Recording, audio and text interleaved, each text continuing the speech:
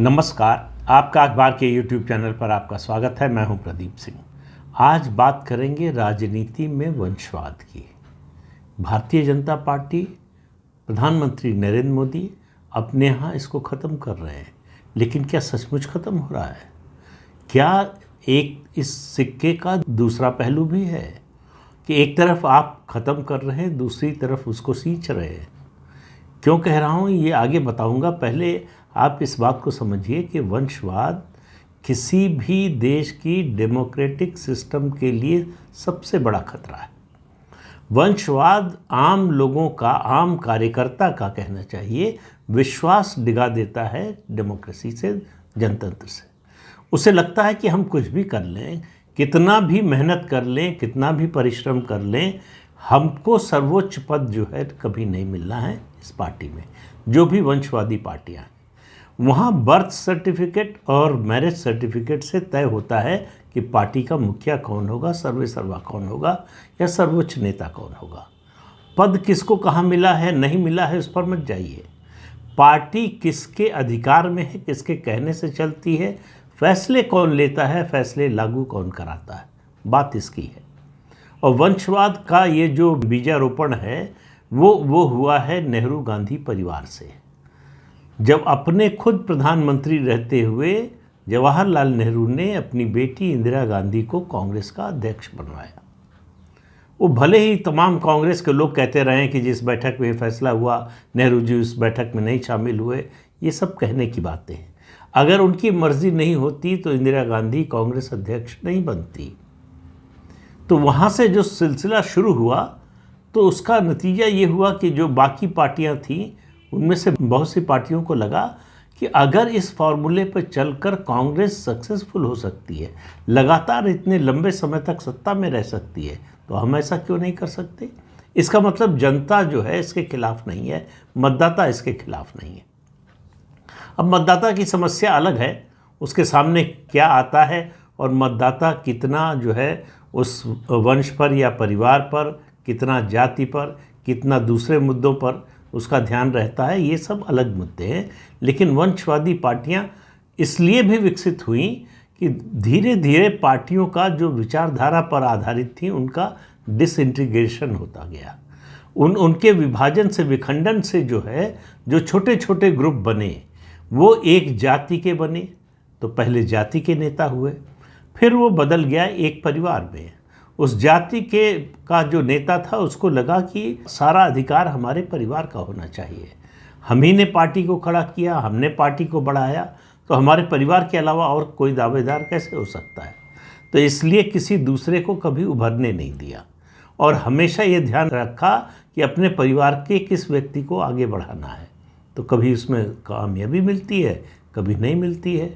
कामयाबी न मिलने का सबसे बड़ा उदाहरण है चंद्रबाबू नायडू, जो अपने बेटे को ठोक पीट कर भी किसी भी तरह नेता नहीं बनवा पाए। लेकिन देखिए 2014 के बाद से परिस्थिति भाजपा में बदली है। प्रधानमंत्री नरेंद्र मोदी के मन में ये बात ज़रूर बहुत पहले से रही होगी कि इस वंशवाद के खिलाफ अभियान चलाना है, इसको रोकने का प्रयास करना है, इसकी जड़ में मट्ठा डालना है। तो प्रधानमंत्री बनने के बाद उनके पास अधिकार थे ऐसे कि वो ये कर सकें, लेकिन ये अधिकार प्रधानमंत्री बनने से नहीं आया। ये अधिकार आया लोगों के भरोसे से, लोगों का विश्वास जीतने से। इस बात से आया कि वो अपना निजी जीवन उन्होंने उदाहरण के रूप में पेश किया कि मैं अपने परिवार के किसी व्यक्ति को आगे नहीं बढ़ाऊंगा राजनीति में, या किसी भी तरह से नहीं बढ़ाऊंगा। मेरा जो पद है, मुझे तो जो ताकत मिली है, उसका इस्तेमाल देश के लिए, राज्य के लिए, पार्टी के संगठन के लिए, कार्यकर्ताओं के लिए होगा, मेरे परिवार के लिए नहीं होगा। इससे आप समझिए कि संकल्प कितना गहरा रहा होगा। और आने के बाद उन्होंने शुरुआत इस बात से की कि भाई तय कर लीजिए कि परिवार में कौन रहेगा राजनीति में। अगर पिता राजनीति में हैं और बेटे को लाना चाहते हैं तो कोई एतराज़ नहीं है, बेटे से कोई दुश्मनी नहीं है, लेकिन पिता को छोड़ना पड़ेगा। तो एक परिवार एक टिकट या एक परिवार एक पद, इस नियम को लगभग लागू कर दिया है प्रधानमंत्री नरेंद्र मोदी ने।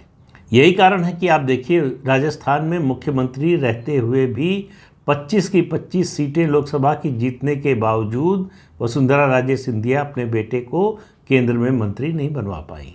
पार्टी का 2 बार अध्यक्ष रहने के बावजूद राष्ट्रीय अध्यक्ष, केंद्र में गृह मंत्री और अब रक्षा मंत्री रहते हुए भी राजनाथ सिंह अपने बेटे पंकज को मंत्री नहीं बनवा पाए। वही नियम, वही सिद्धांत आड़े आया। पंकज को टिकट भी इसलिए मिला कि वो 2014 से पहले से विधायक थे।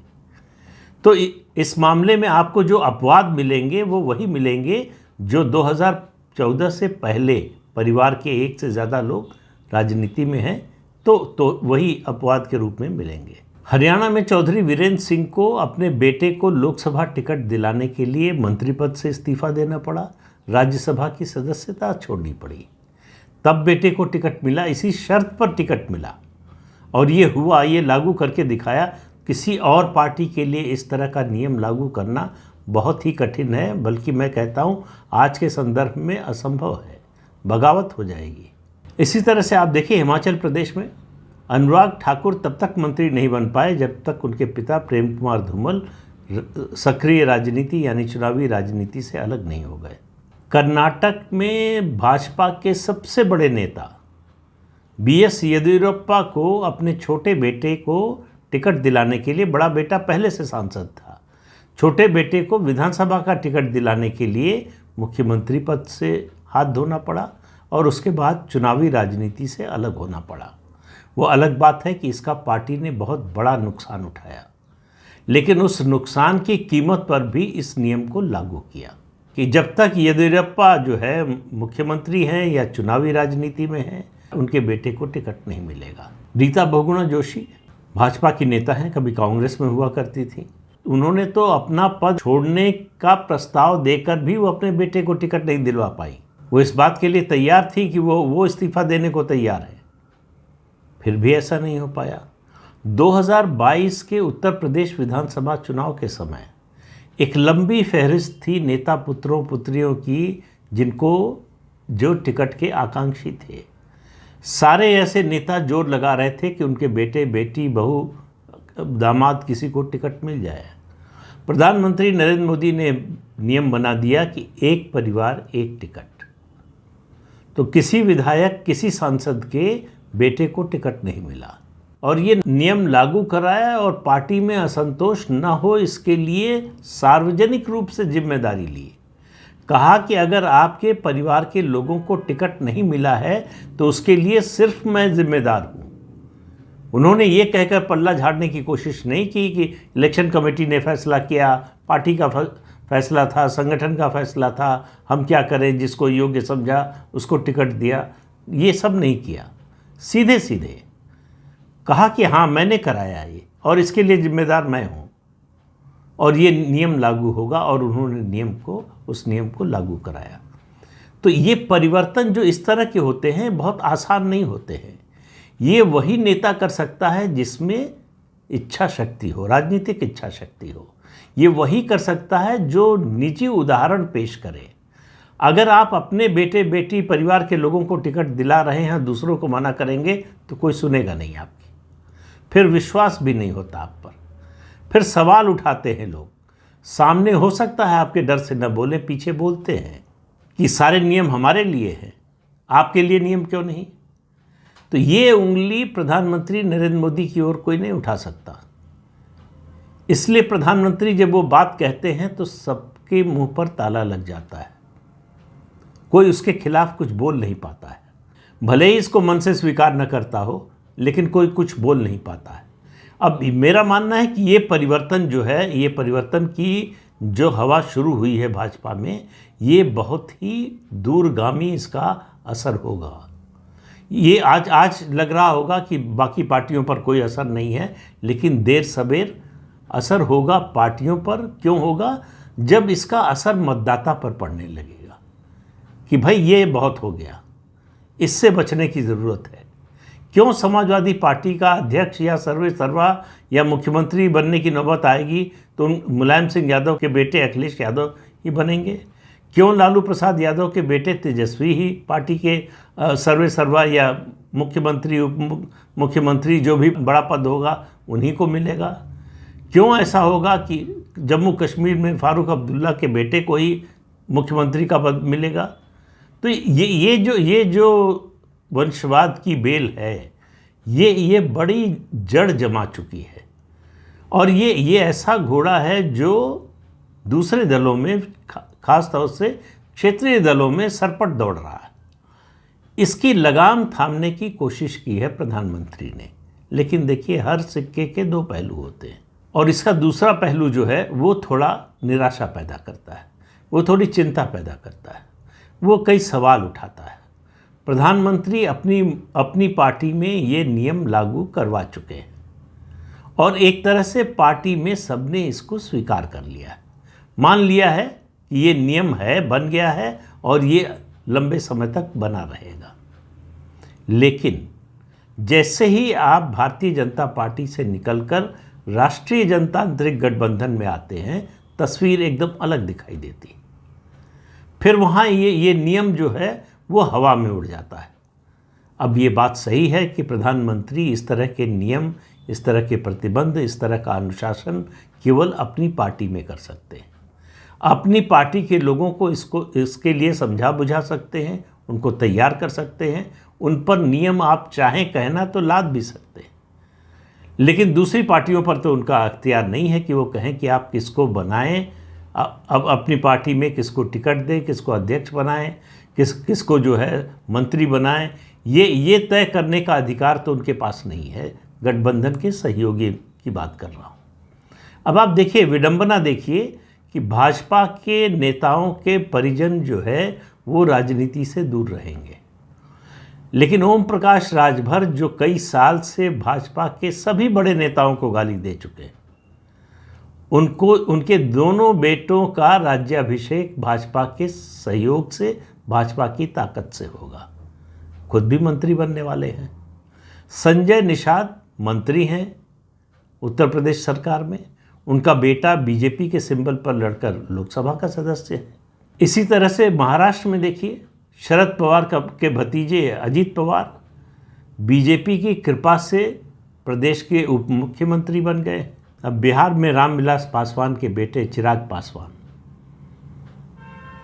उनका राज्याभिषेक जो है, उनको सरकार में लाने की बात हो रही है। सरकार में आना, उनकी पार्टी के लोगों को टिकट देना, समझौता करना, ये सब भारतीय जनता पार्टी के सहयोग से होगा। उनकी अपनी राजनीतिक ताकत है, लेकिन इतनी सीमित है कि वो किसी को जिता नहीं सकते, हरा सकते हैं। तो हराने की ताकत है, जिताने की नहीं। जिताने की ताकत कब बनेगी? जब वो भाजपा के साथ आएंगे। तो भाजपा अपनी ताकत मिलाएगी, तब इनकी ताकत बड़ी नज़र आएगी। और इनके केवल चिराग पासवान की बात नहीं कर रहा हूँ, जितने सहयोगी दल हैं भारतीय जनता पार्टी के, कमोबेश सबके लिए सब पर ये नियम लागू होता है, सब पे ये बात लागू होती है। जीतन राम मांझी, उनका और उनके बेटे दोनों पिता पुत्र का भविष्य भारतीय जनता पार्टी के साथ सुरक्षित है। आप आने वाले दिनों में देखेंगे कि भारतीय जनता पार्टी जीतन राम मांझी के बेटे संतोष मांझी को किस तरह से आगे बढ़ाती है, किस तरह से प्रोजेक्ट करती है एक दलित नेता के रूप में। और जीतन राम मांझी को भी कुछ न कुछ मिलना है।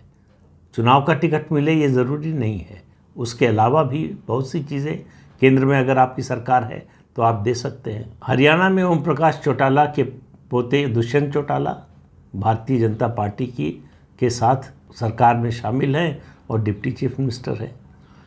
तो एक तरफ बीजेपी इस वंशवाद की जड़ में मट्ठा डाल रही है और दूसरी तरफ अपनी पार्टी से बाहर अपने सहयोगियों के मामले में उसी वंशवाद की जड़ में मीठा पानी और खाद डाल रही है। अब इस विरोधाभास को कैसे पार्टी मैनेज करेगी, इस विरोधाभास को प्रधानमंत्री कैसे मैनेज करेंगे, भविष्य में ये देखने की बात होगी। क्योंकि वंशवाद के खिलाफ जो अभियान है उसकी धार थोड़ी जो है वो कुंद पड़ जाती है जब आप ऐसी वंशवादी पार्टियों को साथ लेकर चलते। तब लोग उंगली उठाते हैं, आप पर नहीं उठाते लेकिन आपके साथियों पर उठाते हैं। तो लोगों के मन में भी सवाल उठता है कि आप पूरी तरह से तो खिलाफ नहीं हैं, ठीक है अपने यहाँ लागू किया, लेकिन जिन लोगों का साथ ले रहे हैं उनका क्या? इसका जवाब मुझे नहीं लगता कि भाजपा के पास है। इसका जवाब तो एक ही हो सकता है कि पार्टी इतनी ताकतवर बने कि उससे सहयोगियों की ज़रूरत ही न रहे।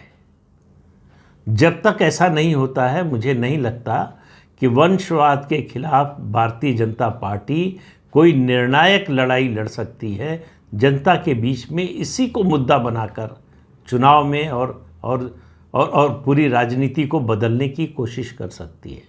वंशवाद किसी भी जनतांत्रिक व्यवस्था के लिए एक तरह का नासूर है, और ये जानते हुए भी कि ये वंशवाद का जो सिलसिला है वो बहुत लंबे समय तक नहीं चलता। कहते हैं कि पहली पीढ़ी में जो है जिसने संगठन खड़ा किया है, मेहनत की है, नीचे से उठकर आया है, उसकी चलती है, उसका प्रभाव होता है, उसकी लोकप्रियता होती है, उसके प्रति आकर्षण होता है। दूसरी पीढ़ी में वो पास ऑन होता है, वो एक तरह से रिफ्लेक्टेड ग्लोरी है, उसमें जीती है दूसरी पीढ़ी। लेकिन तीसरी पीढ़ी ने तो संघर्ष देखा ही नहीं है, संघर्ष में कभी रहे नहीं, इसलिए उसके लिए मुश्किल होती है। कहीं कहीं दूसरी पीढ़ी के लिए भी मुश्किल हो जाती है। अखिलेश यादव को देखिए और मुलायम सिंह को याद कीजिए, एक जुझारू संघर्षशील नेता, एक आराम तलब नेता। एक गांधी परिवार है जिनकी चौथी पांचवी पीढ़ी है, उनको लगता है कि इस परिवार का नाम, इस परिवार का सरनेम होना ही हमारी सबसे बड़ी योग्यता है, और इसी के कारण हमको सबसे ऊपर मान लिया जाए, सबसे अलग मान लिया जाए, हमको देश और संविधान से ऊपर मान लिया जाए। और जब ऐसा नहीं होता है तो उनको लगता है कि ये क्या हो रहा है हमारे साथ, तब वो कहते हैं डेमोक्रेसी खत्म हो गई। जो डेमोक्रेसी के खिलाफ जाकर वंशवाद की राजनीति करते हैं, वो उन पर सवाल उठने पर कहते हैं कि देश में डेमोक्रेसी नहीं बची है। तो डेमोक्रेसी के सबसे बड़े दुश्मन, सबसे बड़े विरोधी अगर कोई हो सकते हैं तो वो वंशवादी पार्टियां और उनके नेता हैं। लेकिन वो इसको वंशवाद को जनतंत्र का गहना मानकर चलते, बड़े गर्व से गले में लटका कर चलते हैं, और उनको कोई भी संकोच नहीं है, कोई भी इस तरह की गलतफहमी नहीं है कि उनकी पार्टी के लोग उनके बारे में क्या बात करते हैं, क्या सोचते हैं। तो जो नेता पर निर्भर हैं, जिनकी राजनीति नेता के सहारे ही चलनी है, वो तो कभी आवाज़ उठाने से रहे। तो आवाज़ वहीं से उठ सकती है जहां इस तरह की वंशवादी राजनीति नहीं हो रही है, और इसका सबसे बड़ा केंद्र इस समय देश में भारतीय जनता पार्टी है। भारतीय जनता पार्टी ये सवाल, ये मुद्दा उठा सकती है, इसके खिलाफ अभियान चला सकती है। इस मुद्दे पर उसकी क्रेडिबिलिटी है, उसकी साख है कि देश की सत्तारूढ़ पार्टी होने और सबसे बड़ी पार्टी होने के बावजूद वो इस तरह के नियम को लागू कर पाई। लेकिन छोटी पार्टियों में अभी तक इस तरह का कोई एहसास नहीं, उनको ये एहसास ही नहीं होता, उनको ये महसूस ही नहीं होता कि वो वंशवाद की राजनीति करके कुछ देश के लिए, समाज के लिए, जनतंत्र के लिए बुरा कर रहे हैं। उनको लगता है कि वो जो कर रहे हैं वही सही रास्ता है, वही उसी रास्ते पर चलना चाहिए। जब तक आप बीमारी को समझेंगे नहीं, तब तक आप उसका निदान नहीं कर सकते। इस बीमारी को जिन लोगों को समझना चाहिए वो समझने को तैयार नहीं है। तो जो इस बीमारी से मुक्त हैं, ये जिम्मा उनका है उनको समझाने का। और अल्टीमेटली डेमोक्रेसी में, जनतंत्र में, ये जिम्मा होता है मतदाता का। मतदाता जिस दिन वंशवादी पार्टियों को रिजेक्ट करना शुरू करेगी, उस दिन आप समझिए वंशवादी पार्टियों के खात्मे की शुरुआत हो जाएगी। तब तक ये अभियान भी चलता रहेगा, ये वंशवाद भी चलता रहेगा। तो इस अंक में इतना ही। अगले अंक में फिर मिलेंगे किसी नए मुद्दे के साथ। तब तक के लिए अनुमति दीजिए। आपसे अनुरोध है कि चैनल देखिए, शेयर कीजिए, लाइक कीजिए और सब्सक्राइब जरूर कीजिए। नमस्कार।